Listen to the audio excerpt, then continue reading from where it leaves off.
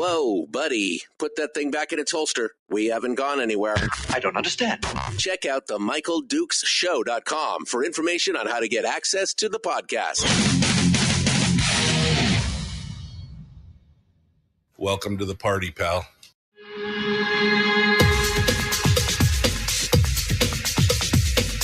The Michael Dukes Show. The greed and the entitlement is astounding to me. What more could you want from a low-budget radio program? This is a dumpster fire. That'll just BS. It is time to get a new perspective. And we've got just the cure. Open wide and prepare for a steaming hot cup of freedom. I just don't fathom it. The Michael Dukes Show, streaming live across the world. The world on the internet at MichaelDukesShow.com. And around the state of Alaska on this, your favorite radio station and or FM translator. Good morning. It is the Michael Dukes Show. Hi, how are you? Welcome to Thursday. Ooh, baby. It's a day, man. It's a day today already. Good morning to you across the state from Adak all the way up to Fox and beyond. Welcome to the show and thank you for coming in and joining us. We have got we're getting a little bit different today, a little bit slice of life today. We're going to take on some headlines this morning and just talk about a few of the things that are out there that are kind of, piqued my interest and stories that caught my attention. And then we're going to open up the phone lines today for you. Would worked on a couple guests, but just couldn't make it all work out. So we're going to instead just help you. You're going to help us steer the conversation. We're going to help you help us. That's the important part here.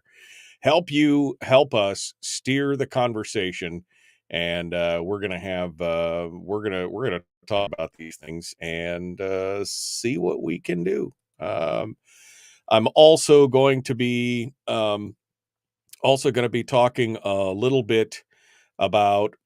Well, some of my, we're going to do a little bit more slice of life. Let's put it that way. Little bit more slice of life. And I'm going to talk about some of my favorite books and movies and TV shows that have recently come out. Some of the things that I've been spending my little bit of spare time on, or my commutes in the car or whatever. And hopefully you will, it'll be a little bit lighter. After the beating we got yesterday from State Senator Mike Shower over the state of what's really happening. And look, we knew that this legislative session was going to be an exercise in frustration. We knew that. We knew it. It was coming. It was, it was foreseeable. And it's this is just kind of a chance to lighten it up a little bit, and you could have the, you can have the joy of helping to direct the conversation in something else. If you don't want to talk about lighter side stuff, and I would love to hear what you guys have to say, and to let you, like I said, kind of steer the conversation. So I guess first things first in that regards, we probably should turn the phone lines up and on and get them ready to go. And Viola, they are now up. Voila. They are now up and ready and running at 907-433-3150, 907-433-3150. If you would like to be part of the conversation today, that's the easiest way to do it. You can also send me an email, me@MichaelDukesShow.com, me@MichaelDukesShow.com. And you finally can also send us a message on Facebook, or join. What I really recommend is you can join the chat room. Just come on over to facebook.com/Michael Duke Show /live.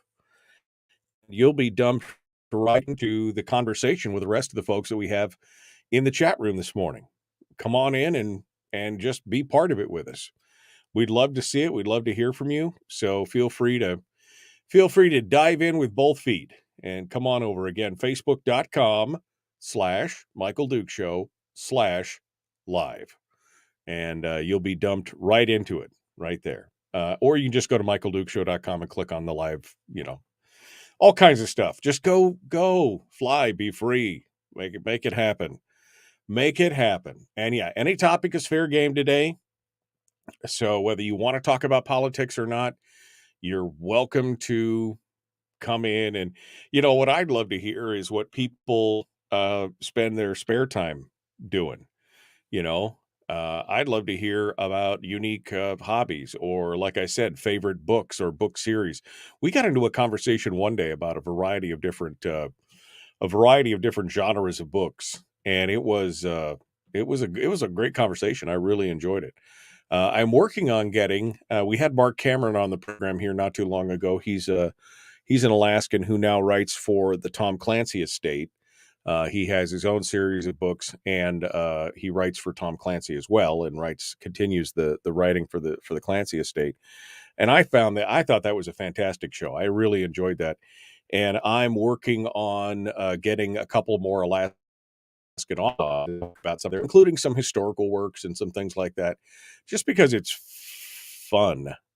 It's just a lot of fun. So, or yes, you could even offer advice on cooking. Harold is having problems with his muffins this morning, or biscuits. They're too sticky. So anybody knows the reason why biscuits would be sticky? There you go. You can throw that out there either in the chat room or on the air. Anyway, 907-433-3150. From Shaktoolik to Shishmaref, from Aniak to Anaktuvik, from Chena to Chitna, anywhere in the state of Alaska that you need to stay connected, the folks at Satellite West are here to help you out. They have got the connectivity and the tools to make sure that you can make phone calls, send text messages, surf the internet, send emails, do all those things. And they've got a local dealer network that is, pretty exhaustive across the state of Alaska. Go to satellitewest.com and find out more. They've got the whole list of dealers and all the equipment and things that they do out there. And go out there and enjoy it. Just stop by and see and say thank you for sponsoring the program for this morning and every day, quite honestly. So satellitewest.com is where you go for all those things and more. All right, so headlines. What do I got as far as headlines? Should should we take a poll? Should we take a poll and see what everybody wants? I mean, we've got stories about, I don't know if I want to talk about that one. We got the story from KTUU about the $600 million deficit. We've got the story about legislators' pay and how the House has got a bill to block the pay increase, but the Senate is not interested in blocking the pay increase. I wonder why.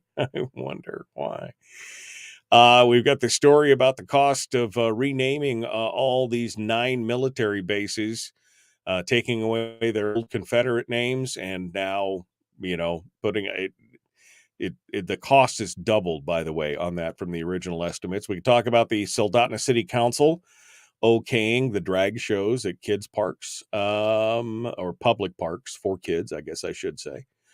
We've got the King Cove discussion with Senator Murkowski and Secretary Holland. The parental rights bill, which we talked a bit about yesterday, and more. There's just all kinds of stories. It's interesting to see how this all comes down. I guess the first story because, one of the things the thing is that we could talk a lot about stories and we try and offer solutions. Right? We try, if there's an issue, a political issue or something, I try to at least give, in my mind, what might be a solution to some of these problems. And I mean, we don't always succeed. We don't always have a successful answer as to how to fix it. But I do have a solution for this story. Hopefully you haven't all sat down and had breakfast yet, but a former employee of the state of Alaska has now been sentenced to 78 months in prison, followed by supervision for the rest of his life for possessing over 1 million images depicting child sexual abuse. This guy's name was John Daniel Brooks. He was an analyst programmer who worked remotely for the state of Alaska. He was reported by the state in September to the Anchorage office of the Federal Department of Investigation for suspected possession of images. While executing a search warrant at his residence, they found that he had installed an internal hard drive on his state-owned computer that contained over 1.2 million images depicting sexual abuse and exploitation of children as young as infants. They said, according to the special agent in charge of the FBI's field office here, he said, our investigation revealed Mr. Brooks acquired and possessed one of the largest collections found in Alaska. And so now they're going to prosecute these state cases to the fullest extent of the law. 78 months just doesn't seem like, what is it, 6.5 years?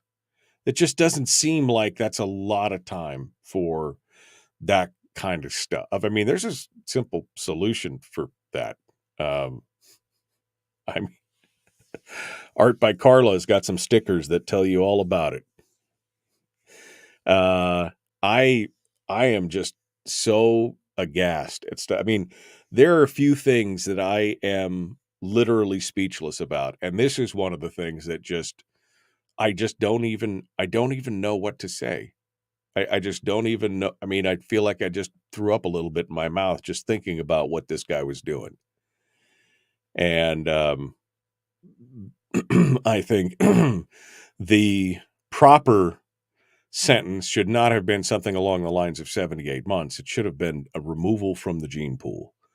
I think that I just don't think that there is any way to rehabilitate or recondition somebody who has gone that far down the rabbit hole. 1 million images. I mean, yeah. I mean, I can't even wrap my brain around it. And I think that there is a different solution for this. There are certain things in this life that are so heinous, and to exploit and take advantage of and to draw pleasure from something like is just, I don't think that can be reconciled. I just don't think that there's a rehabilitation method for something like that. I think I think across the United States, these kind of crimes should be capital crimes. I really do, because crime against an individual is bad enough. Crimes against adults is bad enough. Exploitation or sex trafficking or rape or those things, those are horrific. But at least those adults had a choice and were, they were, they made their own decisions to get where they were, and they had the chance to at least fight back a little bit or something like. I mean, they're all horrific. Don't get me wrong; they're all victims. But at the same time, these children, they are just so. Yeah. Yep. The solution to that is the IV in the arm or the lead pill or whatever you want to call it. A capital punishment. I mean, you want to stop these guys from doing it, you need to scare them to the point where, I mean, the scared straight thing, I don't know. But especially something that's this heinous, 1 million images. I just feel ill about it. And yet it goes on even here in the state of Alaska.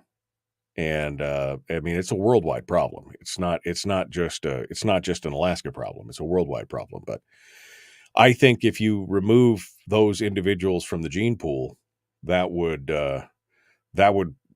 help not spread that madness on. That's just my personal opinion. So yes, I think we need to call for, kind of the capital punishment for this kind of stuff, or at least incarceration for the rest of their natural lives, so that if a state like Alaska doesn't have a death penalty, at least that they're removed from the pool and they don't spread that madness. I mean, it's just insane. So that was the downer story for this morning. There's some other stories out there, and I read this story this morning and I said, I need some lighter side stuff. So maybe that's what we're going to come up with. All right. We got a phone line on hold. We're going to get to them here in just a second, folks. Don't go anywhere. But I got to pay some bills first. We're going to take a break. We're going to come back. We'll have more discussions with your phone calls interspersed this morning. Hopefully we'll have some more lighter side talk. That's what I was looking for, lighter side. All right, we'll be back with more. The Michael Duke Show. Common sense, liberty-based, free-thinking radio. Your phone calls when we return.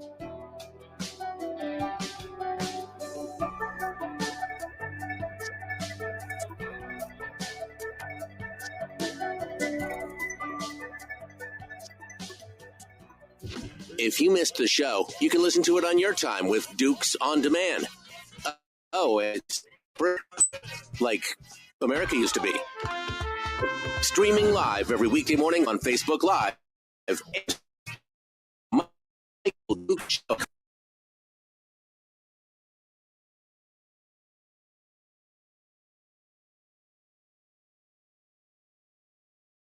All right. Hold on a second here. Come on. Bring it on. Where is it? There it is. Okay. Clicky, clicky, clicky, clicky, clicky. Start. Yeah, okay. Whew. All right. Sorry, I was trying to get I didn't have my timer up then. Yeah, I debated whether to even bring the story up today just because it's so, man, we got to fix this. Yeah, you can't leave these people free to roam. That is just absolutely horrific. Let's see. Bad biscuits. Tired of looking at the snow. It's almost April, says Harold. Harold, I don't know what the answer is to sticky biscuits. Maybe somebody out there who does a lot more biscuit making than I do. I'll be honest with you, probably 2/3 of my biscuits come from a can. I very rarely make my own biscuits. I usually have Mr. Pillsbury help me if I'm doing biscuits and gravy or whatever. But yeah, I don't know why it would be sticky. More flour, maybe. Maybe it's a short on flour. I don't know. Spring project hobby. What was Hawk doing for his hobby? He's starting a new chicken flock. Oh, I like that. Yeah. My wife, she misses our chickens. We had chickens up in Fairbanks, and we don't have chickens now. She misses that. Let's go over to the phones and see who's on the line, and we'll get them squared away to rejoin when we come back on radio.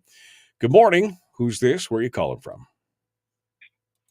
Good morning. This is Terry calling from Wasilla. Okay, Terry. Can you hold the line for a second here, and we'll be right back. We'll be right back to you. We'll be number one in the queue. Number one with the bullet. You get to come out of the chute here as soon as we rejoin the radio. So hold the line here. Jeannie, they're becoming more aggressive. Kelly said something about having a problem with some folks. Peterson Associates. They were on the show yesterday. That's the second time only in the entire history of the show that I had to ban somebody from the show.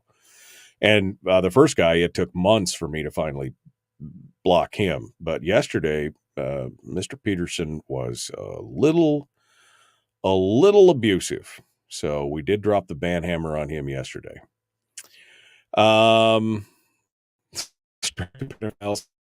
Yeah, I know. Get it out of the way. Quite literally, I wanted to get the story out of the way so that we can move on to more positive things. So, let's see. Just make sure everyone knows about it on the inside. Problem solved, says Bill. I mean, that's the theory, right? I mean, that's the stereotypical, oh, they get taken care of on the inside, although I'm not sure. Florida has a castration option for pedophiles, says Donna Ardwin. Oof. Yeah, I hadn't even considered that. I guess but I don't think it's really about the act. I think it's more about that. I think it's about the power. But anyway, lead pill, says Kelly. Where was he from again? He was from Eagle River, Kelly. That's where he was from. The other Kelly. We're about 10 seconds out. We're ready to go. Is that right? That can't be right. No, we're 30 seconds out. There we go. But drag shows for kids are A-okay. Oh, I didn't say that. Who said that? And yes, the art by Carla has stickers for this. It's a wood chipper. And it says, pedophiles' lives don't matter. Head first. They're good. Let's get on here. Michael Duke, content, liberty-based, free-thinking radio. Here we go. Let's do it.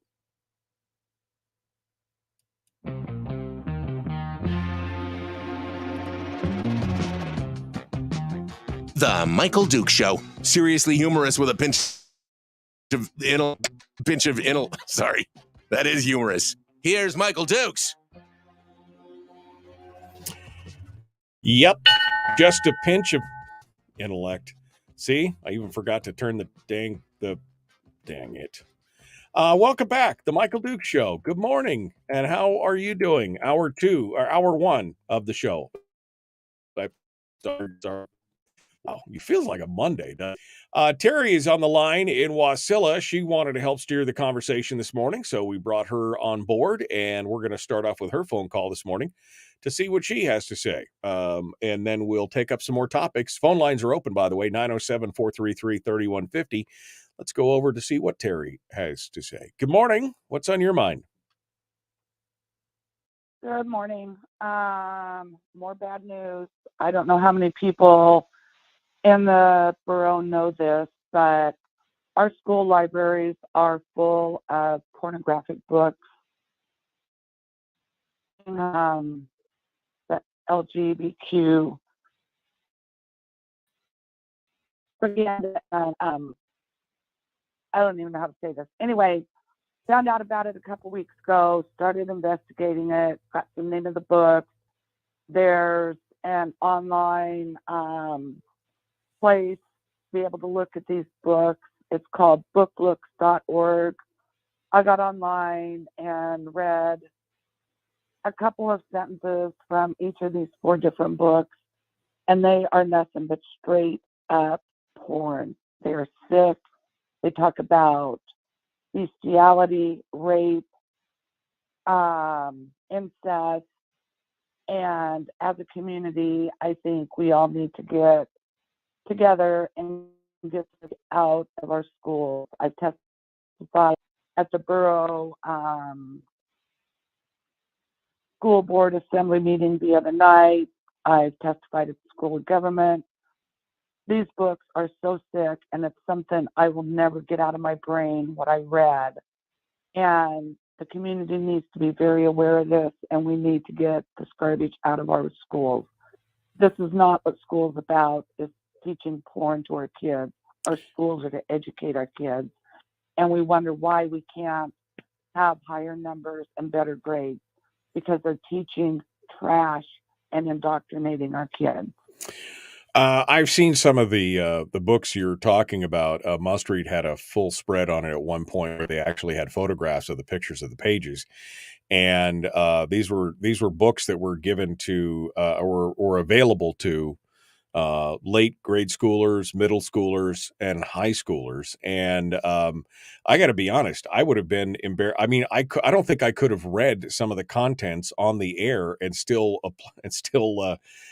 been able to comply with the FCC's decency rules on the radio station. And of course, we've got stories of parents across the country, including in Anchorage, reading passages during their public testimony into the record and being admonished by the school board that you can't read that here. And yet they want to put this stuff in front of our kids. Now, look, I'm not one to ban books. If adults want to read whatever I'm not here about that, but you're right. This is about children in children's schools. This stuff is not appropriate for kids to be taking in. If adults want to rot their brains or do whatever, that's, I'm fine. That's on them. But when you've got a school library, not a public library, not a library that's open to the general public, but a library that is specifically set up for kids, this kind of stuff is problematic, to say the least. You're 100% right. Like you said, I could not read some of the passages from some of the stuff that I saw on the air and feel comfortable about it. That is some great stuff. And I'm still trying to figure out why there's such a pushback from people on the left about, indoctrinating their kids with pornography and smut. I don't know, even if you didn't believe philosophically, along with us on many, many different things, the idea that somehow it's okay to put this stuff in front of kids, that's a real problem. That's a real problem out there. What was the response, Terry, when you testified on this here at the school board meeting? There was no one forward or the Borough Assembly people. They just listened to the testimony. But when I testified at the School of Government, people jumped all over. They were hot. They were upset. They showed up to the school board meeting and they also testified against it. And I'm getting a lot of phone calls. I'm being asked for information. I'm doing some more investigating, trying to find out how these books are getting into our schools. And I think I know, but I haven't been able to verify it yet. Until I can verify it, I'm not going to say anything. Okay. But it's sick, and I will never get that out of my brain. And I cannot believe, I don't care how you consider yourself gay, lesbian, trans, whatever. No child should ever be reading this type of garbage. It was so horrific. Yeah. And it's bad. And we need to do something about it. And we've got to get it out of our schools. Well, I appreciate your call, Terry. Thank you for calling in and being part of the show today. This is an important discussion. Like I said, you got to walk a fine line when you start talking about banning books, because but at this point, we're talking about children. We're not talking about adults making decisions. We're talking about impressionable children who are still, they have a hard enough time trying to decide and agonizing over, what they're going to wear tomorrow or whatever, especially teenagers. What a hot mess. Thank you, Terry, for your call. I appreciate it. I'll just give you a little nugget. This is a nugget from a book that's called Let's Talk About It. And it's more of a comic book thing. It's like illustrations with word bubbles and things like that. And just one little panel of it says, one kid saying to the other, sometimes I worry I watch too much porn, this is in the, and the other guy's like, yeah, I know that worry, but there's nothing wrong with enjoying some porn. It's a fun, sugary treat. Though if the amount of porn you're watching feels like it's impacting your life, then it's probably time to pull back and give it some thought. It's a fun, sugary treat? Wow. I mean, this is in the school libraries. It's a fun, sugary treat. No, it's damaging to you as a person. It's damaging. I mean, as a young man, I mean, pornography was a thing, right? And especially with the advent of the internet, it became a real thing. And it is, and I've said it before, I struggled with pornography early on in my marriage. That's a mess. That is damaging to you in many, many ways. And to children, oof, it just gets even worse. Here and take some more calls. Good morning. Who's this? Where are you calling from? Hey, good morning, Michael. It's Dan from Fairbanks. Hey, Dan, what's on your mind? The idiots are in charge. The idiots are in charge of the asylum. Our country, our world is getting darker and darker. And the more the media, the Hollywood elite, and the politicians continue to shove stuff down our throat, trying to make it normalized, the more some people are going to get normalized, and it's not going to bother them anymore. The issue is the government over the last 2-3 years has shown if you speak out, if you disagree, they will, and I think they're meant to speak out, but we have to speak out. What else is there? I mean, I wish I could be in the America I grew up in. It's no longer here. It's gone. It's long gone. And I don't know how we're going to get it back. All I can do is pray to the good Lord upstairs that he's watching and something happens. Yeah. Juul, the one that makes the little smoker things, right, is being sued again by Minnesota. I heard this morning, Keith Ellis, great Democrat there, says we're suing because they're targeting our children. Well, what the hell are the Democrats doing? They're targeting our children. Yeah. I'd rather each kid have in public schools, on TV, on social media. It's garbage. Yeah, no, I agree with you. I mean, they're so worried about the public health. They're not worried about the emotional, mental health of these children, filling them with this kind of garbage at such a young age. Like I said, I mean, adolescence is already confusing enough, even when you got parents who love you and try to, give you all the ins and the outs and everything else. But then you're encouraged to go to you're encouraged to go to the library and you pick up books like this. And of course, all the buzz is going to be huge on it, right? The kids will all talk about it because the whole taboo thing and all that stuff. And it's a desensitization, I think. Somebody in the chat just stuff. And at a young age. And I for one I'm just not for it. I think this stuff should be, and again, this is reason number 612 why I homeschool my kids. So we don't have to mess with this kind of stuff. This is why, when they were growing up and everything else before many of them became adults, I monitored their internet usage at the house. I had filters and blocks on their internet because I know they're curious. They're, and they can go out and they can get into trouble. It happens. But I'm not going to subject them to something where they can get at it like this, and it's provided to them on a silver platter. I mean, that's insane. And it's also 10% of the population. Yeah. It's ridiculous. That's not a democracy. Dan, I appreciate your thoughts on this. Thanks. Over. Thank you, Michael. Thanks for calling in. I appreciate it. No and thanks for being part of the show today. All right, that leaves all 4 lines open. But we're coming up on the break, so if you would like to continue this discussion, you can. If you want to change topics, you can do that as well. I've got some other things I'd like to talk about, and just some random thoughts that I've got on various things. And like I said, because I said I'm interested to see what you guys do in your spare time, hobbies and stuff. Hawk says that he's starting a new chicken brood for the spring. A new chicken. I enjoy it again. But anyway, there's what do you do? The Michael Duke Show. Common sense, liberty-based, free thinking radio.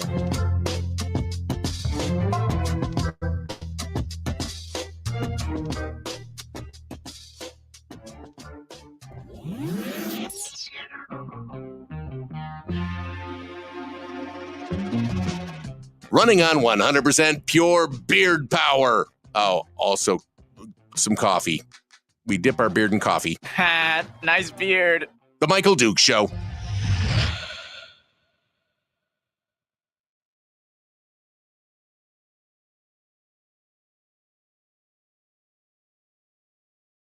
In here. MSBSD is not listening, is listening but not hearing, says Melody, the school district in Matsu. Kind of front doors right under the noses of uninvolved parents. I would agree with that. But I also think that even involved parents would probably be blindsided by this kind of stuff. Because, I mean, the kid's probably not going to tell you what's going on, right? You have to find this stuff. You have to find out stuff on your own. But yeah, uninvolved parents have definitely been a big part of the problem that we're having with the school districts in these, because it's become the de facto babysitter, right? It's like, oh, we got a right to ship our kids off every morning and not have to deal with them while we go do what we want to do. And I'm being a little facetious there, but go out and work and get jobs and have a career or whatever, abdicating the responsibility of raising the children that we birthed and our responsibility.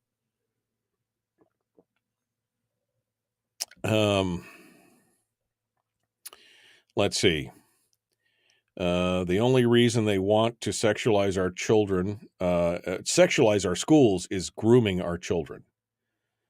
If you choose, it says Mikhail, and I think that there is some grooming going on there for sure. I mean, it's an inundation. It is a desensitization. The LGBT community makes up less than 1% of the overall population in the entire United States. But if you watch the TV and everything else, that's not what you see. I mean, you see shows on television where half the people on the show are LGBTQ whatever, right? You see that all the time.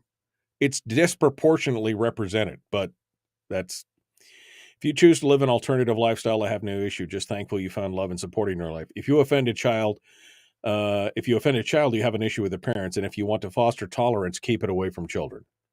I couldn't disagree with that.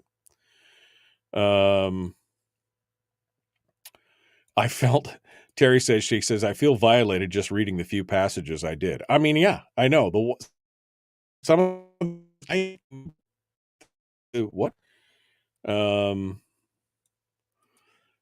Jennifer Sampson says, we've been trying to do this for 3.5 years. I even went so far as trying to get a library assistant job, but Kathleen Edwards said she'd never hire a conservative like me. Well, there's some ideological challenge right there. That's part of the thing. Let's see. Saying that they did it during the pandemic. Somebody said that they slipped the books in during the pandemic is a cheap cop-out, he says. Parents have been sleeping for years. I agree. I think there's a lot of parents who, again, just turn it over. If they treat it just like it's a glorified baby sitting there. I just said, all right. You are 100% correct. For far too many years, parents have essentially been letting the schools raise their children for them. And I've been saying this for years, Richard. This is what I've been saying for years. I mean, again, the whole axiom of, don't be surprised when you send your kids to Rome and they return as Romans. I mean, this is why 20 plus years ago, my wife decided, we sat down together and decided we were going to homeschool our children.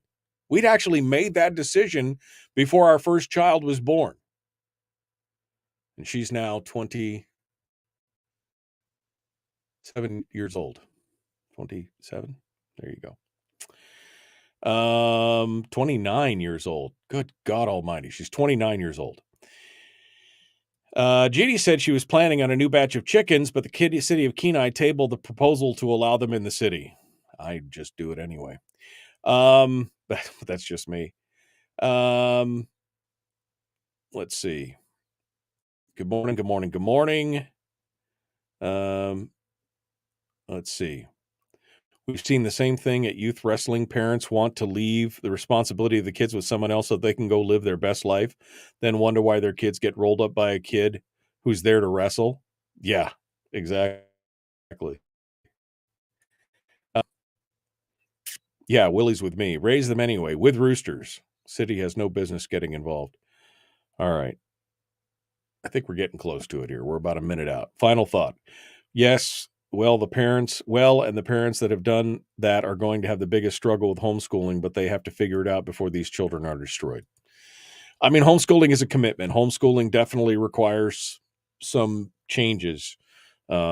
Usually it requires one parent working, staying home or working from home. Although I have seen two working class parents who both worked, I have seen them succeed in homeschooling their kid. It just happened on a little bit of a different schedule. I have personal experience with people who've done that. But at the point with all the stuff, this is why I keep telling you folks that is what my suggestion is to remove yourself from the situation, because that's literally insane, isn't it?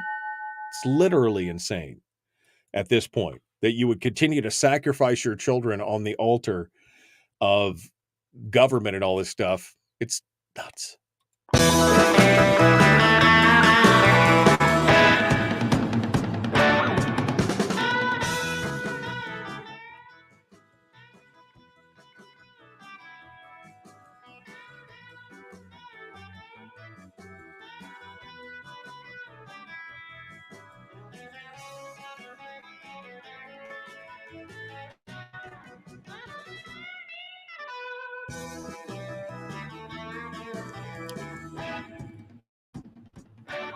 Okay, welcome back to the program, The Michael Duke Show.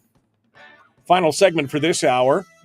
It's open line, open forum today. I'm letting you guys steer the bus, and again, we don't have to back.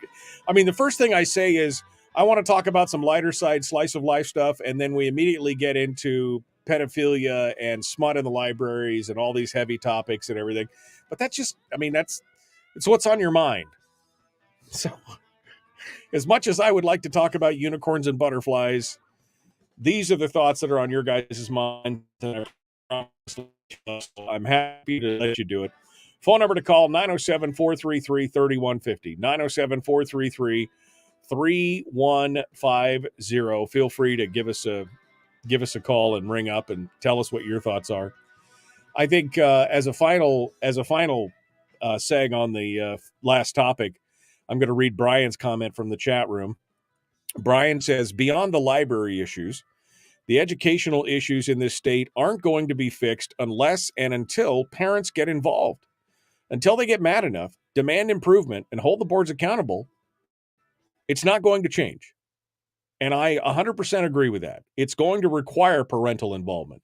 What we've seen over the last 30 years in this country, 40 years, maybe more, is that this last couple generations have decided to treat the schools as glorified babysitters. They just drop the kids off and they wash their hands of it. And, they do. Not all parents, I'm not saying all, but there's a slice of them out there that's exactly what they did. They want to go live their best life. So they drop the kids off and they go do what they need to do. And anything that's going on after that is an afterthought. And then that's a learned behavior. So then that's going to come to the next generation and the next generation and everything else. It's terrifying. It's terrifying. But yeah, it's crazy stuff. All right. So a couple other talk about the cost of renaming the military bases, from the Confederate names, because I find the whole thing super ridiculous. So I want to talk about that here in just a second, but we do have a phone call. So let's go over there and see what you have to say. We'll start off. Good morning. Who's this? Where are you calling from? Good morning. Good morning, Bonnie. How are you? Well, how are you doing? Well, I'm fine. How are you? Now that we've got that out of the way, what's on your mind? Well, I like to read Louis L'Amour books. Do you like those? Funny enough, when I was probably in fourth grade, so I don't know what that is. What is fourth grade? 9 years old, 10 years old? I started reading Louis L'Amour books, and I literally read nothing but Louis L'Amour books for the first 3 or 4 years of my reading career when I actually started reading novels. And I literally have read everything that Louis L'Amour has ever written. He is probably the author that formed more of me as a child and as a young kid and growing up into a teenager and adult. He probably had more to do with the formative, ideas and philosophies that I came up with than almost anybody else. He is an amazing author. Yes, I agree. Yep. And the other books of course, that's how I came to Alaska. I read books by Jack London called Call of the Wild. Yes. Oh, yeah. No, those kind of books, especially when they're talking about the frontier and the, change and society building and, the wilderness. I mean, those books have always been very fascinating for sure. Those books brought me to Alaska. Yeah. I like the story about, what is it? The one about, he's the last match to build a fire. Oh, and the snow from the tree falls remember down. that story? Yeah. And the snow from the tree falls down. Yes. Yeah.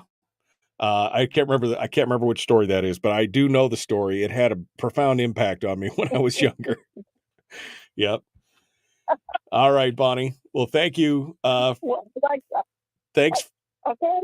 Goodbye. Bye. Thanks for making it a little bit lighter for me. Yeah, no. I mean, I will say Louis L'Amour, again, I guess I'll just reiterate that. And I tried to pass this love on to my kids, and one of my sons likes the books, not like I did. He didn't want to consume every one of them. The other one's kind of like, it's okay, Dad, but I'm just not really. But he loves The Lord of the Rings. He loves Tolkien, and he loves some of these other ones. So that's okay. I mean, I don't want to force but boy, I tell you what, after reading that first book and then the second book, and then it was like, I remember at one point my mom was like, something, because I was reading, I mean, I'm a fast reader and I got faster as I was younger. I started getting faster and faster, and I'd take a 120-page book or what. Louis L'Amour books are pretty small, overall. But I remember my mom looking at me and going, I'm not buying you another book. You better savor that one, because I'm not buying, because she was buying me a new book like every, and it's $3 or whatever. But, and there wasn't a whole lot of lending libraries going out there at that point, But I remember my mom looking at me and she goes, I'm not buying you another book right now. You savor that one, or go back and reread one of the other ones. Because I was eating them like they were candy, right? But Louis probably had more to do. I mean, I had my parents and my grandparents and things like that who helped shape me and mold me. But internally, my internal monologue, the thing, talking to myself and taking ideas that probably had more to do to shape me into the man that I am today than almost anything else. Because literally, from the time I was in the 6th grade to the time I was in the, until the time I finished high school, but at least for those first 3 years, that's all I read. I remember I got into an AP English class in as a freshman in high school. I couldn't figure out how I got into the class. I couldn't figure out how I got there. It turns out that there had been, in my 8th grade, the last year of junior high school, called junior high school, now they call middle school, but in the 8th grade of junior high school, one of the last things that they had us do is they had us write this essay about if you could spend a day with somebody, or if you could emulate somebody, or if you could spend a day with somebody, who would it be? So I wrote this 10-page essay on Tel Sackett, right? One of the Sackett brothers, the eldest Sackett brother. And I wrote this essay out, and I all the whys and hows and whos and everything else. Well, apparently that got me a recommendation from that teacher to the thing to get into it. It was, anyway, I didn't even know it. I love it. I love it. Louis L'Amour. If you could hand every 10-year-old a Louis L'Amour book, that's an amazing chance to see them grow. If they like it and they fall in love with it, that's exactly it. All right, let's go over here. One more call before we go to break. Good morning. Who's this? Where are you calling from? This is Helen Matthias, and I live in Seward. Well, hello, Helen. Good morning to you. Thanks for calling. What's on your mind? I envy you. I didn't discover Louis L'Amour until I was like 35. I found a book called The Blue Roan. And The I Blue read Roan, it, yep. and I fell in love with him. Oh yeah, no, it's amazing. He has such a unique, and have you read some of his detective novels, his Pulp Fiction detective novels that he did before he became famous? I did not know that. I did some books on the digital reader for you. Right. These two guys took off for an adventure, and they were all over. I think it was Australia. Oh yeah, he's written books about his time because he stowed away on a ship and he became a deckhand and a stevedore and a dock worker. He was a boxer. He went over into Indonesia and did things like that. He's written about written fictionalized stories about World War II and some of the fighting over there. I mean, he's written a tremendous number of books, and they are all just great. I've enjoyed each and every one of them. So yeah, if you go look at some of his other works, his Westerns are fantastic, but he's got some other works out there as well, including his book, Education of a Wandering Man, which is an amazing kind of autobiographical story. It's really good.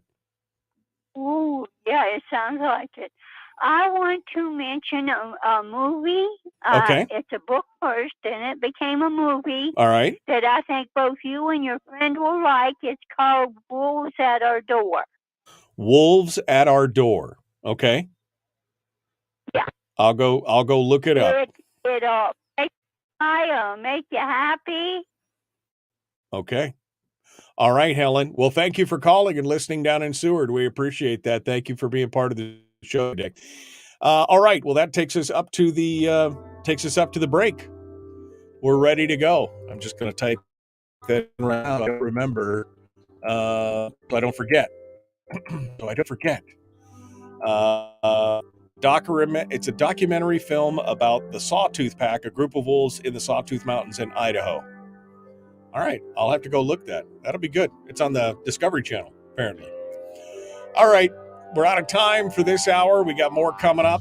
We could take on some other headlines, or we could continue with the books that made you. The books that made you. I say that it was Louis L'Amour for me. There were others too. We'll see what you have to say. The Michael Duke Show. Common sense, liberty-based, free-thinking radio.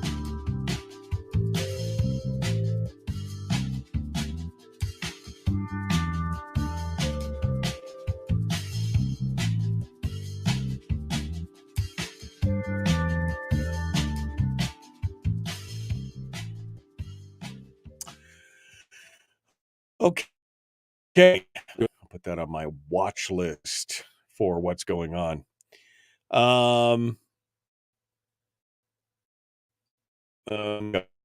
Here. Jackie and Jim says, this is the lighter side. Pedophilia and smut and kids libraries are the lighter side nowadays. That's a little bit depressing. That's the thing. Melody says she's currently waiting for her 19-year-old to move out so she can have that room for her pottery studio. Oh, you might be waiting a while, Melody. I finally got some of my kids to move out. It was a lot more than 19. It's a whole different thing.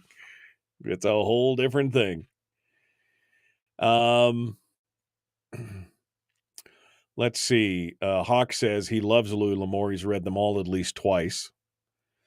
Yeah, I've got cases and cases of Louis L'Amour books in storage, including they used to have the leather-bound signature editions of the Louis L'Amour books. Do you remember that? Where they had the big leather bounds with the covers and the oval and the thing. And I bought, I don't know, I probably have 20 or 30 of those. Can I make a suggestion for this genre? Kurt James.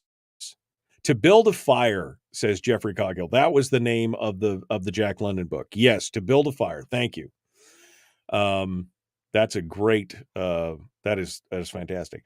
I too, Harold, was surrounded by books. He said, I read National Geographic and the Encyclopedia books. I did as well. My dad had whole section of National Geographic. The books on World War II. Do you remember those? I've got a bunch of those as well.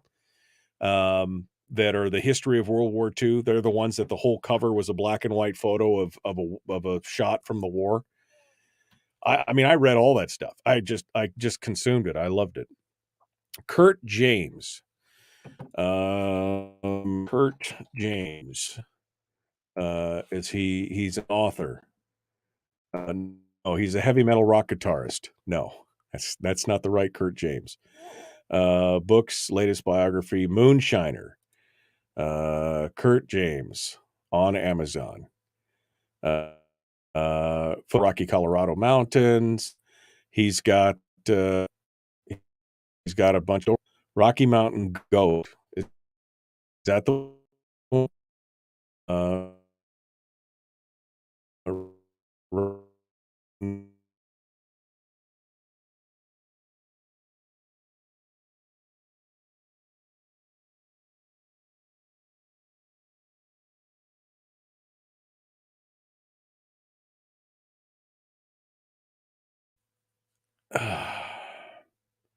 I love the Great Brain series. They were inspirational, said Politic. Reader's Digest. I used to read some Reader's Digest back in the day. Last of the Breed. Oh, that's a great book. Oh, man, Last of the Breed. For those of you who don't know, that's a Louis L'Amour book about a SR-71 pilot or U-2 pilot. He was U-2 or SR-71. And he either gets shot down or he has a problem and he crashes into Russia and he has to make it back across the Bering Strait into Alaska. That is crazy. Greg says he named his son after Flint. I love that. I love it. Can we talk about the weaponizing of our government and the kings and queen makers pulling the strings behind them? Yeah, no, if you want. Free to Choose. Free to Choose, also a great book. Okay. It's always been a sale of safe. Oh, Reader's Digest? Yeah, I mean, what? Remember we used to get Digest in the mail? I used to go through that thing all the time. Every time. Freezing them. William H. Johnstone, Zane Grey. Zane Grey, also another great Western author. And William W. Johnstone, also great Western. If you love Westerns, those are great. Those are great authors for it as well. And I go in cycles. I love certain things. Like I'll come back to the Westerns for a while and I'll read them. And then I'll read political, like Tom Clancy, kind of like political intrigue and combat. And then I'll read something like Lee Child, the Reacher series. I read the Reacher series. That's great. And then I'll move on to fantasy for a little bit, Wheel of Time or science fiction. I just cycle through the different things. Tony Hillerman, Ghost Wind. What's the other one? The Longmire. Craig Johnson, all the Longmire books. Oh, man, so good. So good. There's a lot of Louis L'Amour movies and shows made from his books. Yeah, and some are good and some are not. I mean, let's face it. The Shadow Riders and the Sacketts and what was the other one? There was one more. Anyway, the ones with Tom Selleck and Sam Elliott. And I mean, those were just so good. They were so good. I mean, it's still 80s television, but they were so good. Really enjoyed that. I mean, now whenever I tell, I think of Sam Elliott, right? I mean, whenever I think of Oren Sackett, it's Tom Selleck. That's just what you think in your mind when you're reading these stories. It's amazing. Yeah, I remember when I read my first Tom Clancy book. I was probably 16, and I read Red Storm Rising. And I remember that I took it with me. It was our first trip to Hawaii as a family. My dad surprised us all and took us to Hawaii for Christmas when I was 15 or 16. And I remember I had this big, thick paperback, the Red Storm Rising, and I'd sit on the beach and I was reading it. Go down, splash in the water, come back, sit on the towel, and I'd be reading this book. And it was just, I couldn't put it down. Yeah. I couldn't put it down. So good. All right.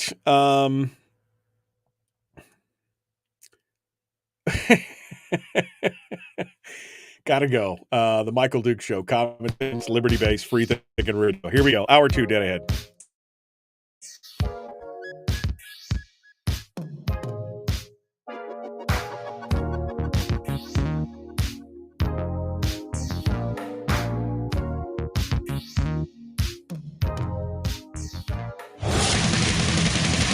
Whoa, buddy. Put that thing back in its holster. We haven't gone anywhere. I don't understand. Check out the MichaelDukesShow.com for information on how to get access to the podcast. Welcome to the party, pal.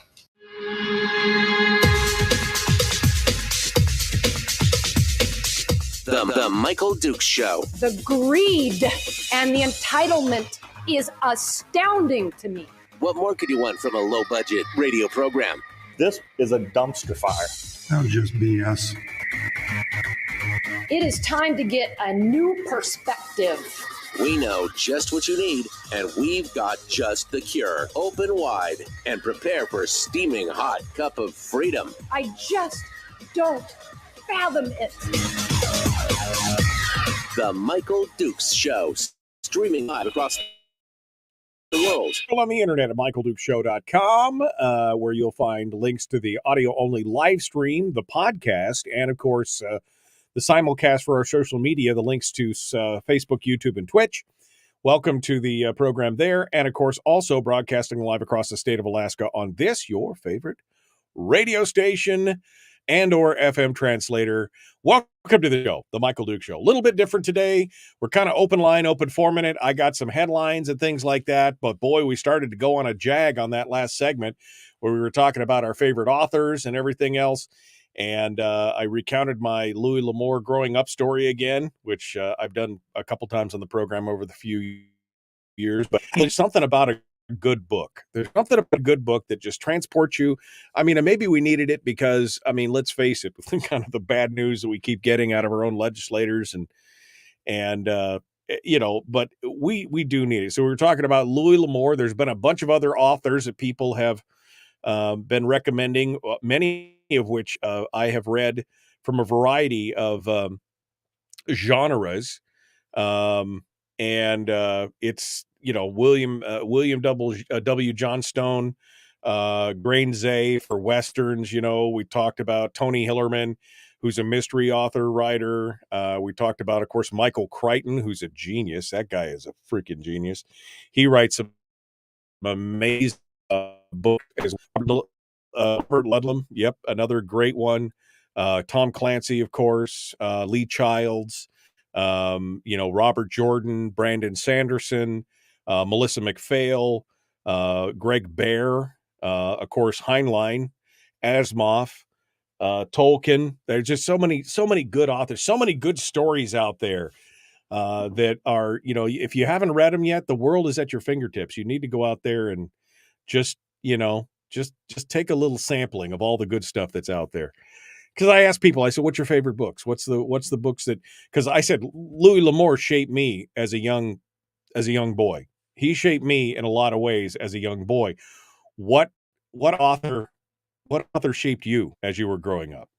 You know, I think it's an interesting conversation. I started reading when I was really young, reading novels. I mean, reading books when I was really young. And so I'm always curious as to see where people come from and if they develop that love of reading and storytelling and things like that.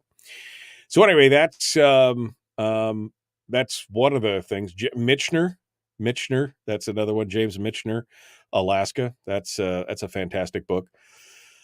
Okay. What else? I guess that's it. So the phone lines are open this morning. I was also going to talk about some other stories. People are just throwing good names out there now. Patricia Cornwell, Dick Francis is another one. Bernard Cornwell is another fantastic one. The Sharp series. Just go out there and read yourself silly. Phone lines are open at 907-433-3150, 907-433-3150. That's the phone number if you want to talk about things. Got a couple stories still that I haven't gotten to yet, including the cost of renaming military bases. They're renaming them because they were originally named for Confederate soldiers, and that apparently is the big no-no now. Also going to talk about the city of Soldotna's vote on the lewd, lascivious, the lewd shows for the kids in the public. And I guess I'm going. But I got phone calls, so I'm going to start with the phone calls because that's more fun than anything else right now. Let's go over here and see what you have to say. Good morning. Who's this? Where are you calling from? Hey, this is Randy in Fairbanks. Mr. Randy, how are you, sir? Well, I'm doing pretty good this morning. A little while ago, you were talking with a lady about that story that's actually by Jack London called "To Light a Fire." Right. And I think you were mixing that up with Louis L'Amour's. No, she said being the author. she said Jack London, and she talked about the story, and I'm like, yeah, the one where the snow falls. Oh. We were talking about Jack London, Call of the Wild, and then she said he wrote the other one, and I'm like, yeah, the one about the fire, and yeah, no, we started off talking about Louis L'Amour, but it ended up being Jack London at the end. Yeah. No, okay. Well, I actually just Googled it, and there were two stories by Jack London called "To Light a Fire." One in 2000 or one 1902 is the not so well known one, and that's the one where the hiker actually lives. He gets frostbitten, but he lives. The other one in 1908 is the one where he freezes to death. Right, which is the one that I was familiar with. I didn't realize that there were two versions of it. The one that I remember, the one where the guy freezes to death. Yeah. So that's super interesting. Yeah, Jack London wrote some great stuff for sure. So, all right. What when you were growing up, Randy? What were the books that shaped you? I mean, what were the? Did you read early? Were you a late bloomer or what? Oh yeah, Jack London was there for me. Yeah, and Louis L'Amour were good stories. And then I got on to James Michener, and I read quite a lot of his stories. My dad turned me on to him. So yeah, that was very, very interesting stories. Yeah, especially the one about Alaska. Yeah, no, the Michener is good. Although I did find that Michener never did use a paragraph or two where Pages would do. That guy was verbose, man. He could write. I don't think you ever saw a Michener novel that was under 300 pages. I mean, he could really write. But he's very descriptive, very good. Yeah, very interesting stuff. Michener is also one of those classic great authors, I think. Oh yeah. All right. Okay. Thanks, you, Mike. Thanks, Randy. Appreciate the call. Appreciate the. I'm going to have to go back and see if I can find that early Jack London story where they lived. That'll be interesting. To light a fire. I appreciate that. Thank you for calling in and joining us this morning. 907-433-3150. What shaped you? It would be interesting if the early books that shaped you were, it's like the idea of science fiction, right? Maybe you. Because I actually moved on from Louis L'Amour to early Heinlein at that point. So it was, the Rolling Stones, it was Starman Jones, it was a lot of his earlier lighter works before he got heavily, he really started to get heavier and more, I think that's where a lot of my libertarian leanings came from, quite honestly, between him and my grandfather.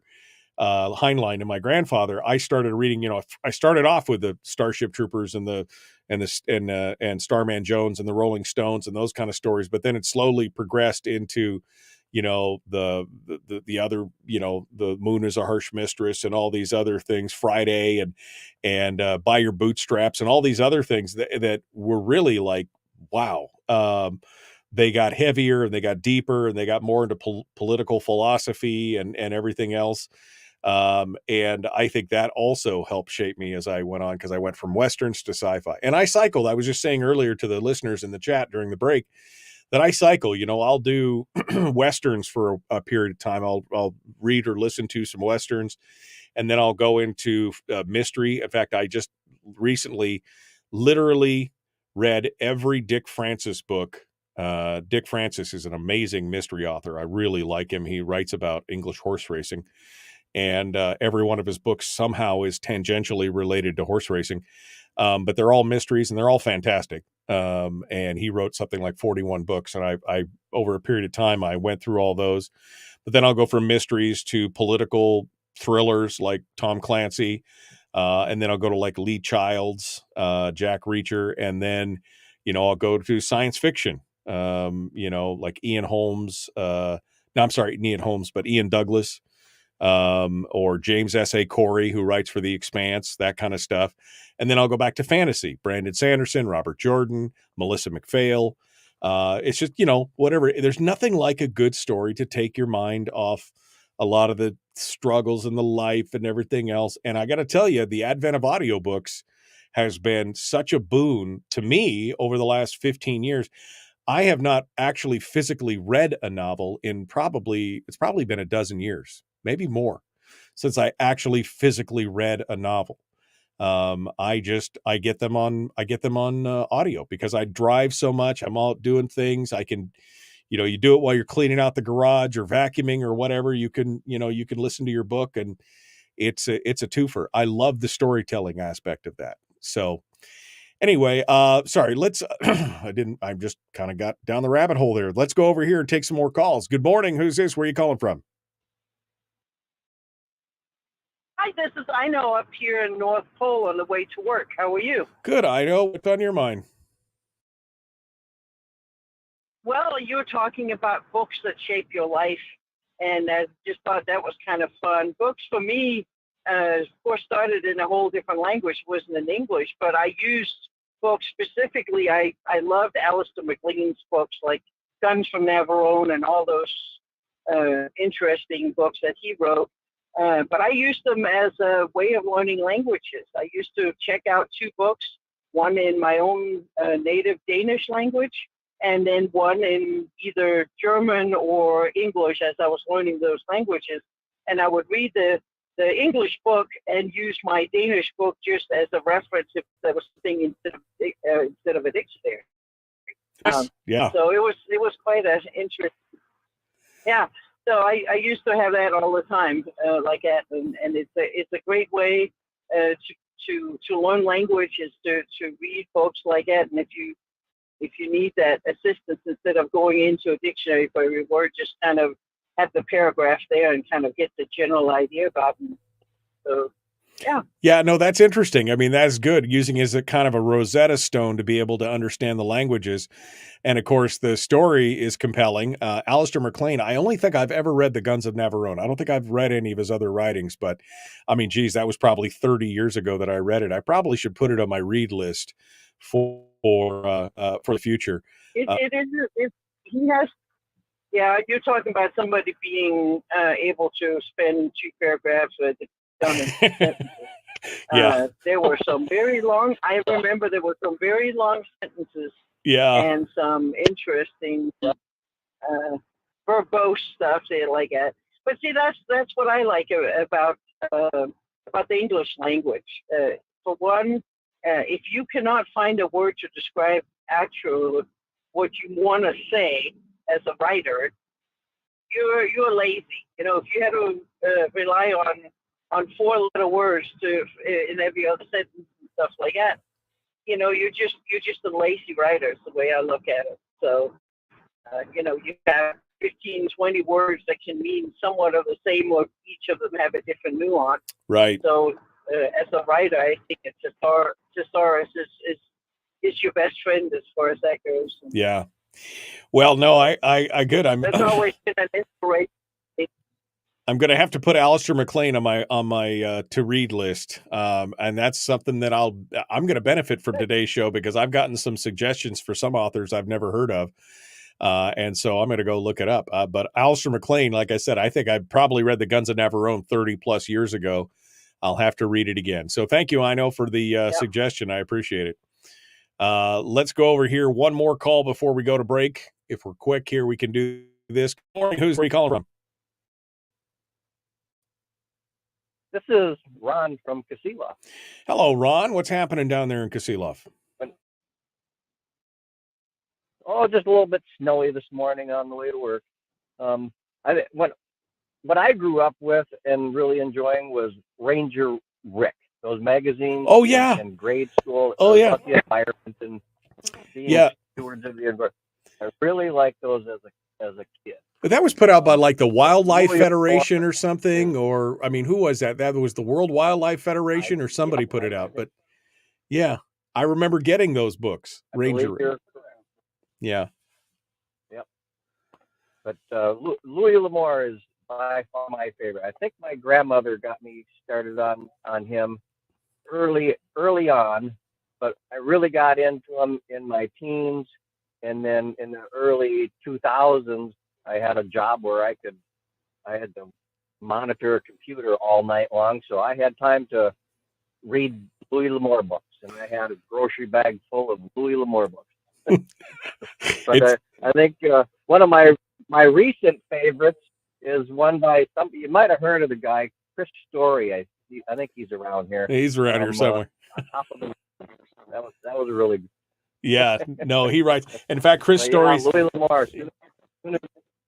Yeah, Louis L'Amour is fantastic. It's funny that you mentioned grocery bag full of, because I the other day, a month or two ago, I was moving some stuff around in the garage, and I picked up a bag, and I look inside of it, and there was a dozen Louis L'Amour books in a grocery sack, and I'm like, still finding them. They're still everywhere. Still good stuff. Can't miss that. I reread them. That's right. It's like a bag. It's like a bag full of sunshine. That's all you can get. All right. Well, hey, thank you, Kat. Appreciate it. Thank you for calling in this morning. We are out of time for this segment. We've got more coming up. Don't go anywhere. The Michael Duke Show continues. We'll return in just a moment. And we still have open line open for. And it doesn't just have to be movies or books. It could be movies. It could be shows. What are you enjoying? I like that. I mean, and I love new ideas. Any other new authors you want to talk about? Craig Johnson, Lee Child, good stuff out there. Gotta go. The Michael Duke Show, Common Sense Radio.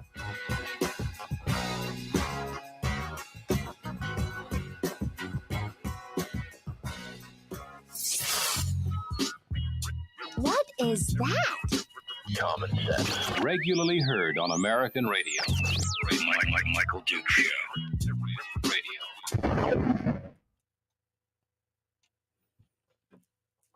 Man, this is a fun show this morning. I just enjoy that. McAllister, absolutely. John McPhee, good book. I don't know if I've read McPhee. I'm familiar with the name, but I don't know if I've actually read McPhee. Randy with a sinus. It's a different Randy. It was not the Randy. It was another. It's the other Randy. Amazing True Adventures of Jack London.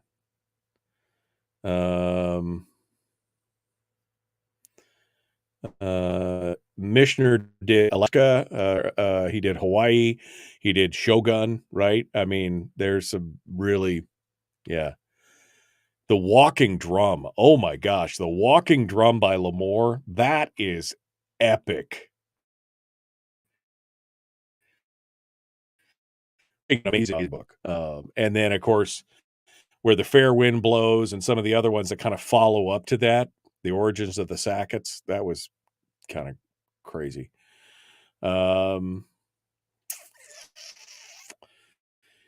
Let's see. My thoughts as well. Slaughterhouse-Five and the Vonnegut novels. I read Slaughterhouse-Five in high school.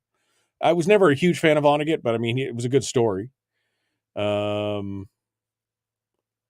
Graham Hancock. I don't even know who that is. Now I gotta go look. Graham Hancock. British writer. What has he written?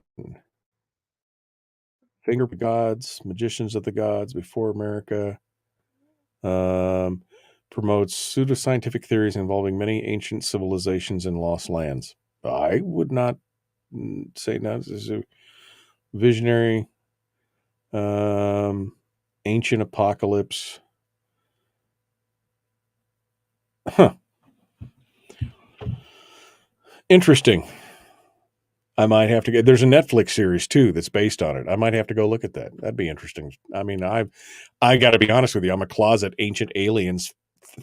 I watch that show as a guilty pleasure sometimes. My wife just starts rolling her eyes. Tom Clancy's Splinter Cell. Yeah, I named my dog Sam.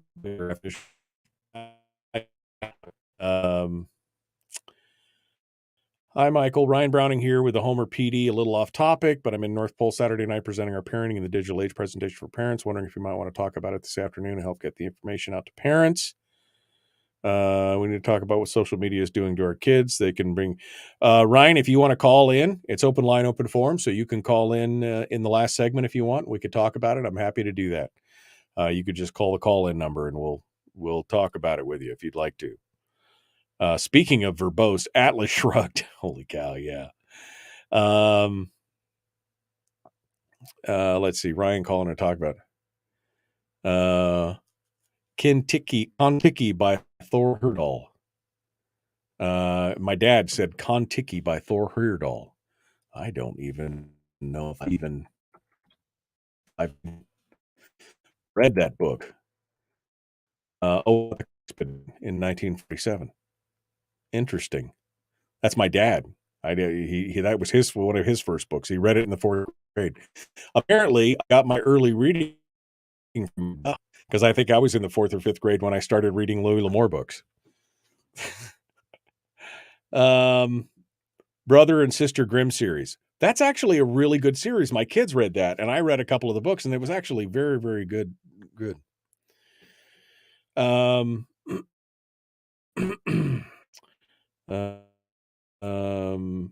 See, okay, maybe boring the most, but a good cup of coffee and any garden book. So that's, whatever floats your boat, Denise. Yeah. R.A. Salvatore. Yes. No. R.A. Salvatore he's a fantastic author.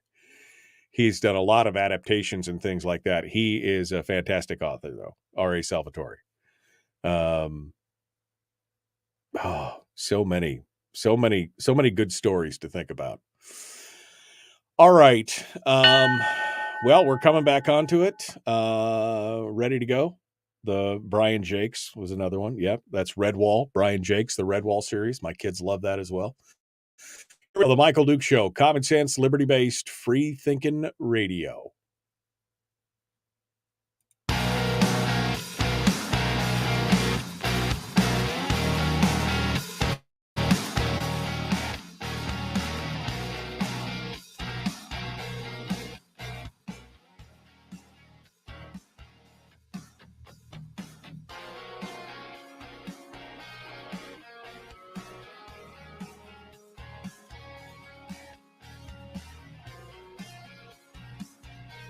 Well, today's show is fun but weird. We've just been talking about books. I think that it's so, especially in today's society, it's, with the advent of the internet and everything else, and the kids, my kids don't read like I did. And I'm sure that I probably didn't read as much as my parents did. Because by then, the television and the advent of TV and then cable and then everything else and VCRs and, I'm sure it just changes. But I do not want to lose that love of learning, that love of storytelling. There are so many good stories out there, so many. Although I feel pretty good. My kids did read a lot of good series. Redwall, the Brother and Sister Grimm. We talked about that in the chat room. Harry Potter. A lot of the Katniss Everdeen, the series that, we read all these, and a lot of times we read them together. I would read them with them, and then we'd talk about the stories. I wouldn't read it to them. We'd read it at the same time, and then we talk about it. There's a lot to that, and that shared joy of a story well told, And I'm hoping, I'm always kind of nudging him to the Louis L'Amour side of things, simply because I was so profoundly affected by that when I was growing up. But a good book can change your life. A good book can change your life. So it's crazy. It's really crazy stuff how much a book can change you. I love that. My dad actually even sounded off. He said the book that started me on my journey was Kon-Tiki by Thor Heyerdahl. He said he read it in the 4th grade to the amazement of his mother, and that's the story of the Kon-Tiki expedition. So it's cool stuff. I mean, it just makes you it just broadens your mind. The Clan of the Cave Bear, is that what you're talking about? The series about the cavemen? Somebody just asked about that. That is a Clan of the Cave Bear. John Owl. How do you say that? John Owl, Clan of the Cave Bear. That was another one. Okay. We're throwing names out now that I'm trying to remember some of these things. Whatever you want today, folks. We got into this, man. I opened up the book floodgate apparently, because now everybody's talking about all these. I'm remembering stories that I read years ago from authors that I haven't picked up in years, and I'm wondering now how many good books have they written since then. I mean, I'm gonna have to go back after the show and look at the chat and just write down everything because of all the good suggestions. 907-433-3150, 907-433-3150 is the phone number if you want to sound off.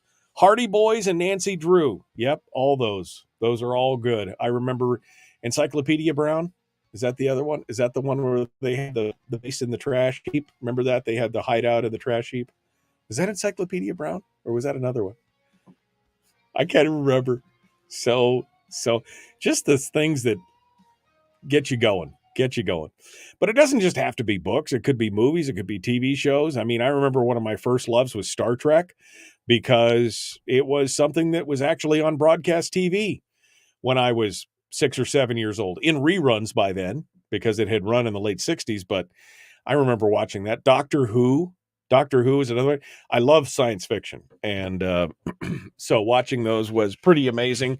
I never did get into things like Bonanza and some of the old, I don't know, maybe because Lamore had painted a picture that was too vivid for me and I just couldn't, those were always good. And of course, I still remember when my dad took me to see Star Wars, 1977. That was amazing. I still remember walking out of the movie theater like, whoa. Anyway, whatever you guys want to talk about. I just, you know what? I don't even care about these other stories anymore. I'm too happy now. All this good, storytelling and just escapism, I guess, from the madness that is the world. Great stories. And how did you get shaped by them? I think that's a great topic for today. Good morning. Who's this? Where are you calling from? Hi, my name is Elena, and I'm from Anchor Point. Good morning, on Elena. my way to Homer. Good morning, Elena. Morning. Well, I just wanted to say, for a long time, I agree with everyone on Louis L'Amour. I mean, he was such an amazing writer, and he didn't just have the Western genre that he wrote about. He wrote about all sorts of things, but the man did his research and just carried you to that place. All you had to do is just read and you were there. Right. But the Sackett on the Western genre, the Sackett that he wrote about for a long time, my family thought that we were related to them because we have Sacketts in our family. But through research, my brothers found that we weren't related, but we're maybe along the same path, way down the road. Does that make sense? Right, an offshoot from way back when. Yeah. But it was such an amazing thing, just being able to read it and thinking that, hey, this could be our family member. And we've had stories, down the line through the family of what our family went through. I had a great uncle that helped Brigham Young settle out in Utah. And it's just amazing what family history can do. Yeah. And the history that you read about. No, it is amazing. And L'Amour was famous for his accuracy, especially in research. I remember talking to a guy, we got talking about Louis L'Amour. This is 35 years ago. I was still I think it was in college at that point, either high school or college. And I got talking to a guy, and he's like, yeah, we were talking about both being fans of Louis L'Amour, and he was stationed. He was stationed out west somewhere, Arizona. It was a military base. And he said he was a Louis L'Amour fan, and the story took place around where this, in the area within 100 miles or wherever. So he literally drove out to the area, and he said the landmarks that he talks about are in the book. You could see them. You can go hike back into the wilderness and you could see them. He said, I found the canyon that he talked about here. I found this, I found that. He goes, it was just amazing to see how historically accurate and how, it's like a treasure hunt. It is. It's like a treasure hunt. It's exactly it. L'Amour really cared about that kind of stuff. And he wrote, he didn't write just Westerns. He wrote detective novels. He wrote about World War II. He wrote all kinds of stuff. And he really is inspirational, but and I think has changed a lot of people's lives, quite honestly. Well, and he started off with, leaving home at the age of 15 because of his home life, if I remember correctly. And that's truly where his story began, because he did so many jobs. And just to read his biography. Oh, yeah. Really cool. My brother, when he was growing up, loved Hank the Cowdog, and he got to meet the author. I can't remember who it is right now, but I remember my mom reading to me from the, and I think they still publish them with the Golden Books as for kids books. Yep. I can't remember the name of the series, but I just loved spending time with my mom on those. And when my parents met, my dad didn't read hardly at all, but being with my mom, he came to the books, and he ended up having the love for books. Yeah. And that I think once we see it in our parents and we try to emulate it, no matter at what point in the end up, eventually down the road, if they don't like to read now, they'll. Oh, I absolutely like to read as they get older. No, I absolutely agree with that. It was my father's. Right. I think it was Thank you. I think it was my father's love for books, because every time he'd be home when he wasn't traveling for his job, he'd be home and he'd have a big thick book and he was reading his book, and I'm sure that instilled in part a love of reading for me. And I probably stole my first Louis L'Amour book from him. Let's go over here. Good morning. Who's this? Where are you calling from? Hello, caller. Carla? Yeah, yes. What can I do for you?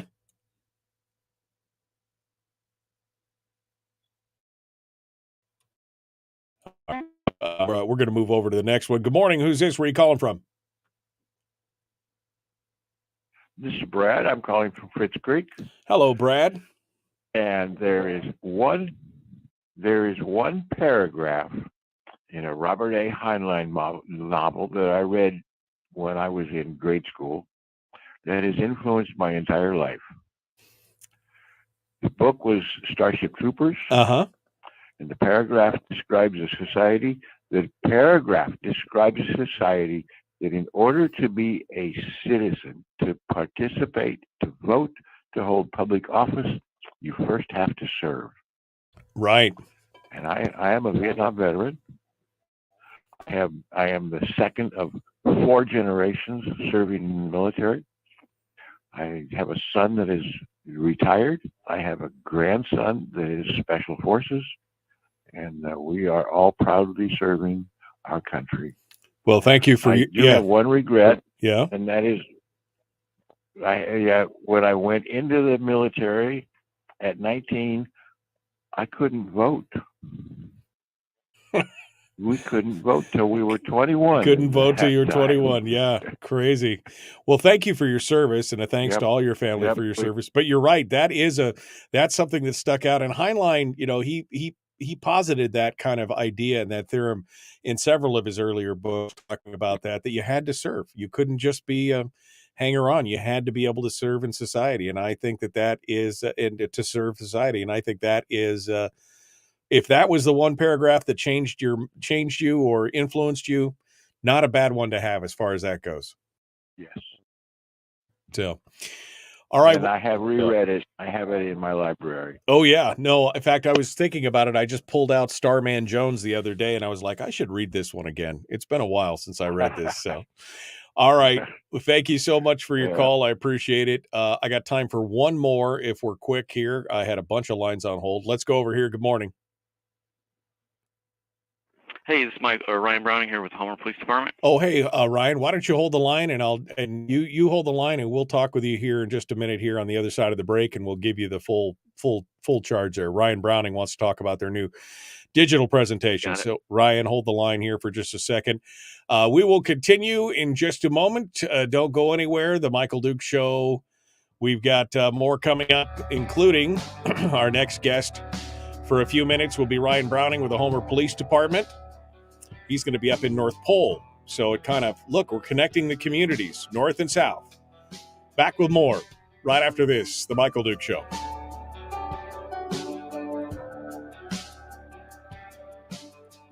We're broadcasting live through a series of tubes. Allowing all of these entities streaming stuff going on the internet. Well, it's kind of hard to explain. Sorry. Streaming live every weekday morning on Facebook Live and MichaelDukesShow.com. Okay, we're in the break right now. Let me mark Ryan's name here so I know where he is at, and we'll come back to him here in just a second. I got another call on hold. Good morning. Who's this? Where are you calling from? Hi, this is Dave from Kenai. Hey, Dave. What's on your mind? I just want to, going back to the books here, James Michener. I was stationed in the Coast Guard back in 1980. It was in the early 80s. And we took James out on a trip on the Coast Guard cutter Woodrush when he was in sick and writing the book. Right. And I just want to tell a story about, we took him to Chatham Cannery. At the time it was closed, but there was a caretaker there. And James Michener was in the 70s back then.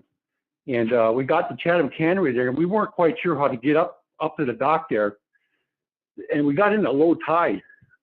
And James Michener got out of the boat and climbed all the way up. It must have been 70, 80 feet up this ladder, got on the dock there. And, 2 or 3 of us went there. We went and we talked to the caretaker for probably a couple hours. And, he took notes. He was taking notes for the book and stuff. But, yeah, and then another thing, too, when everybody heard that James Michener was coming onto the Coast Guard boat, you wouldn't believe he had an autograph signing session on the crew mess.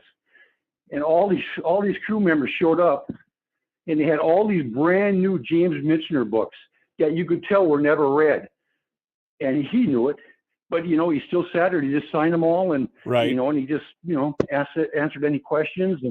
But, we had pictures taken. The PA there in Juneau had pictures of us coming up in a small boat, getting back under the Coast Guard buoy tender.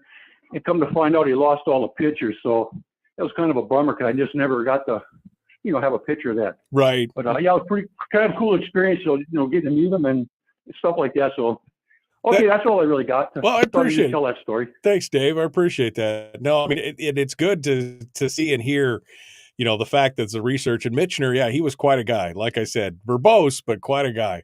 Thank you for your call. I appreciate it. Let me go back over here to the chat room. We got Ryan on hold. Going to take up with him here in just a second when we get back to the airwaves.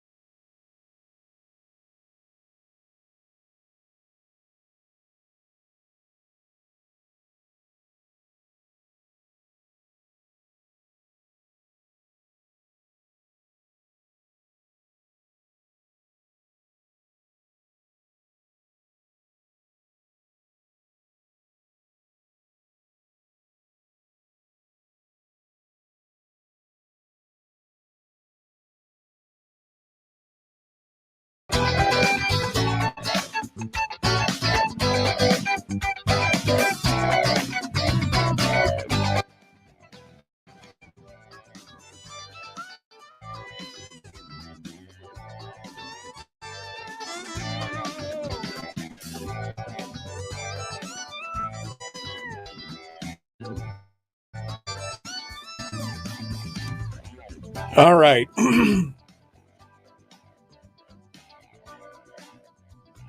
Welcome back to the program, The Michael Duke Show, Common Sense Radio. Apologize there. I had a massive power bump during the commercial break, and it literally blew past my battery backups, apparently, and just bumped my computer totally off. I had to reboot. So I apologize, but we are back and ready to go. We're going to go over right now, and we're going to talk with Ryan. Hopefully Ryan's call was on, but he just hung up. I was just getting ready to talk with him. Like what? So Ryan from the Homer Police Department is going to come on and talk with us here in just a minute about what's going on in North Pole this weekend on Saturday. Let me go back over here to the. Let me go back over that because he told me exactly what he was going to be getting in here. All right. Let's go on over here and see what you guys have to say. 907-433-3150, 907-433-3150. Let's try this again. We'll go over here. Good morning. Who's this? Where are you calling from? Hey, it's Ryan Browning here with Police Department. Yeah, sorry about that, Ryan. Had a little Am bit I of there? had a little bit of a power outage there, and it bumped me right off the air. So, but we're back at it. There and then you weren't. Yep, exactly. So you guys are coming up to North Pole. You're doing some presentation. I guess digital. Give us the rundown here. What's happening? Yeah, so I'm coming up on Saturday, and I'm giving a presentation that we started doing down here, and it's basically geared for parents and what social media and the internet is doing to our kids, their mental health, and their well-being. And it's a pretty open, honest, and pretty uncomfortable conversation that we need to talk to parents about so the parents can talk to their kids about what their kids are going through on this stuff and what it's doing to their depression and suicide rates that kids are telling us through the state. Right. And I'm just trying to get the word out there for folks to come so they can start these super fun conversations with their kids at home. And it's interesting because, again, social media, we've seen a lot of there's some good stuff for social media, but there's also the flip side, the bad side, and we've talked about it in studies and things like that. I mean, things like self-esteem and peer pressure, bullying. I mean, there's all kinds of things. There's a dark side to it, as well as, connectivity is great, but the dark side is what really affects the youth more than it does. I mean, the adults are affected, but you know what I mean.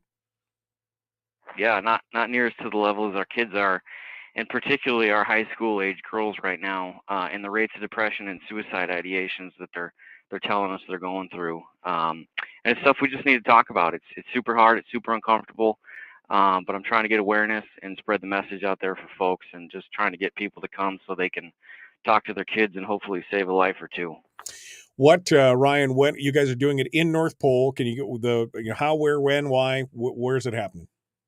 Yeah, it'll be at the 6 p.m. Saturday night at the Oring Auditorium in North Pole. I think that's one of the schools. In the high school, it's yeah. about a 2-hour presentation.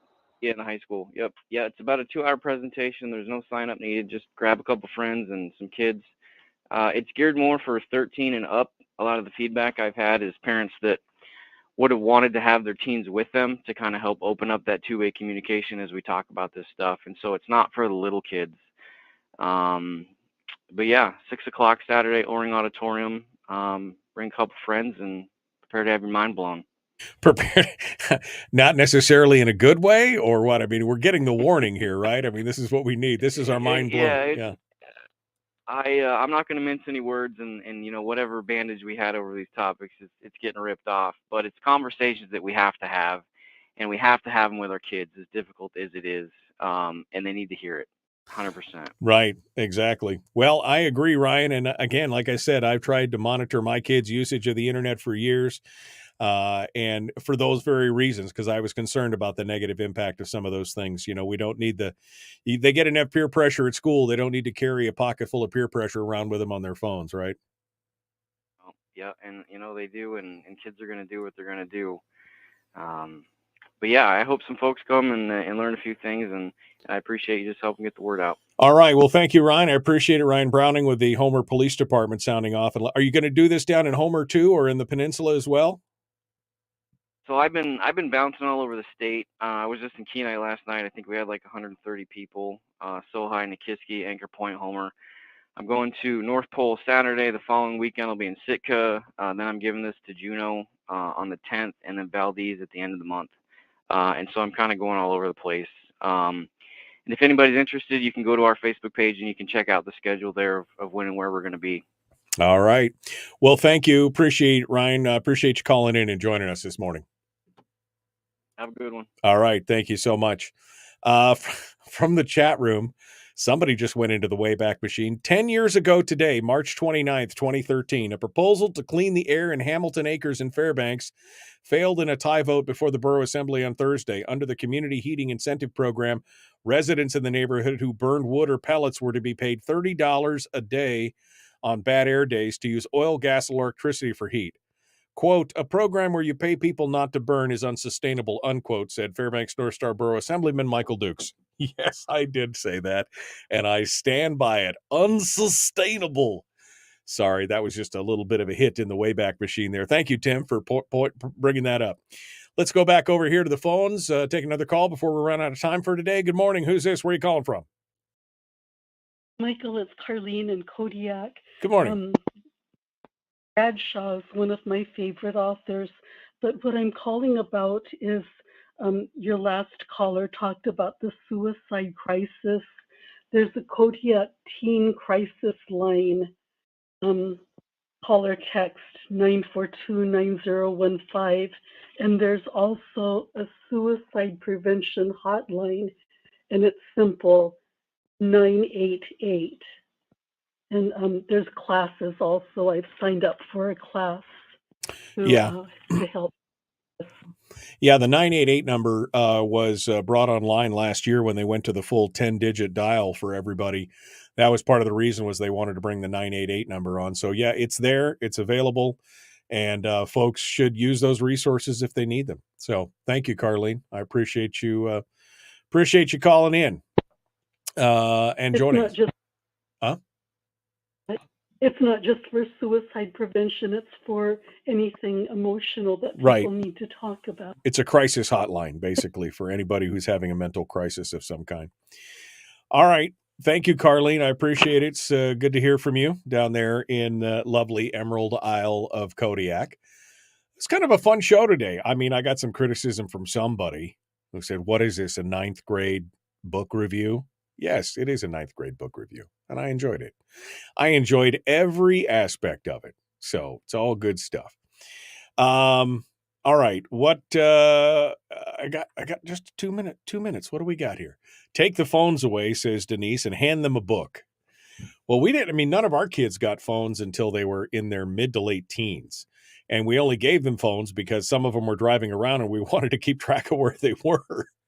Other than that, they had no need for phones because they homeschooled. They weren't out and about doing things. I did not give my kid a phone back in the day. You know what I mean? Because it didn't matter. But I thought today's show was fun. It was different, right? I mean, you can't do politics 24/7. It just makes, So I really enjoyed it. And I've got a list of authors now that I'm going back. I'm going to go back into my archive here and see if I can find, because I've got a big audiobook archive that I've saved up over the years. I've been buying audiobooks, and I gotta go back and look to see if some of these things are in there, or if maybe I have to make a little bit of a splurge to get some new audiobooks in the pipeline, so to speak. I don't buy physical books anymore because I still have 30 boxes of books in my storage unit. When we moved down here, we moved 49 boxes of hardcover books. That's how much my wife is. She's also a book fanatic. And so I just don't have enough shelf space right now to put, I only got about 8 or 9, 10 boxes maybe unpacked. I've got to get some more shelves. I need to build a library. Wait for one of my kids to move out so I can use their room as a library, a reading room. That's what we need right there. All right, folks. Well, we're out of time for today.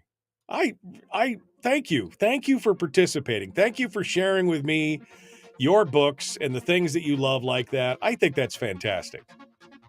I wish I could just rip off all the, the names of all the books that authors that I love and read, but boy, that'd be a whole show into and of itself. But anyway, thank you for participating. It was fun. It was lovely. And I want to encourage you to be kind and love one another and live well. Tomorrow is Firearms Friday. We'll see you then.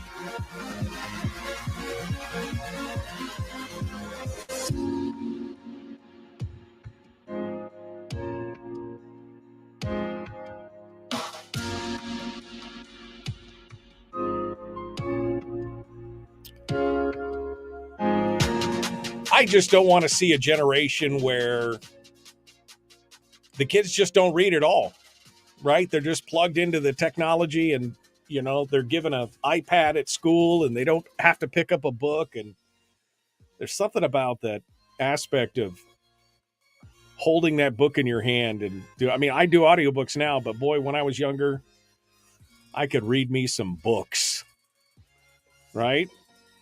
I actually enjoy books more now than I did then because I'm a speed reader. And so I'd read a 300-page novel and, I just was consuming them. I can read a Louis L'Amour book in about an hour and a half, 2 hours. I'm done. Now I have to have them be performed and read out loud. It's a much more enjoyable experience. And I love it. I love it.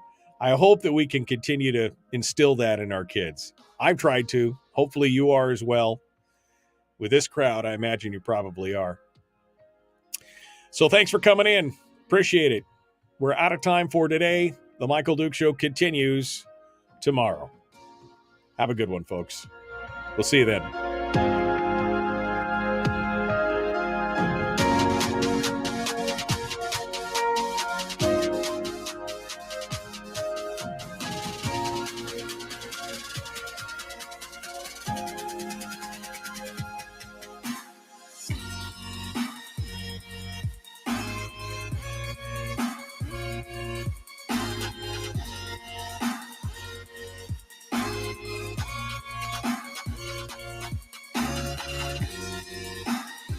Goodbye.